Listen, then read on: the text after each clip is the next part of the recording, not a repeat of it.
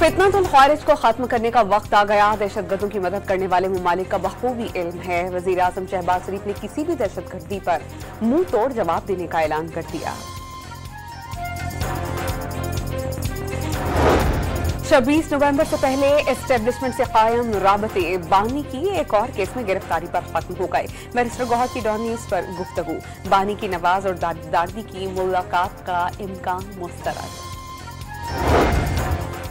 रावलपिंडी में 10 रोज काबिल अगवा प्राइज बॉन्ड डीलर को कत्ल करके लाश जला डालने वाला कजन गिरफ्तार। मुलजिम मेहर अली ने इब्तदाई तफ्तीश में एतराफ जुर्म कर दिया।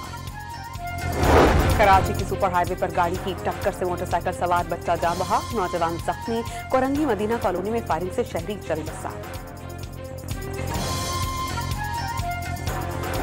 पाकिस्तानी टीम को बड़ा धचका, साइम अयूब टखने में इंजरी के बायस जनूबी अफ्रीका के खिलाफ दूसरे टेस्ट से बाहर हो गए।